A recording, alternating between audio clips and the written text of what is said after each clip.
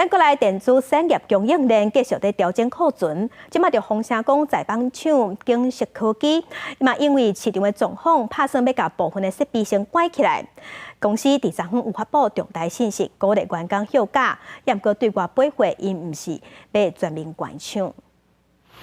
特色建筑物就是景实科技伫个桃园的新屋厂区，人员虽然甲平常时共款进出，按过有媒体报道，风声景实因为接管状况无好，下骹新屋厂关部分的设备，按过员工表示拢毋知影，目前照常上下班。我们是排休的。对啊。那有没有鼓励你们休假？鼓励？对，最近。因为我们排休啊，没有。正常上班吗？对啊，正常上班。景实只是发动性回应因应市场变化，考虑厂区产能运作效益，确实有鼓励员工休困，佮看订单情形调整设备配置，啊，毋过无承认有全面关厂的情形。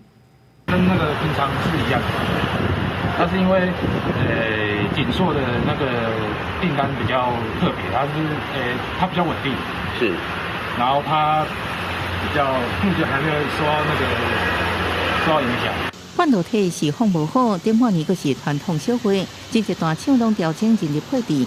景实按算伫个5月31开股东常会，二是估计收伫个111块，6块半。外界有期景实伫第三季营运才有较大的反弹。记者综合报道。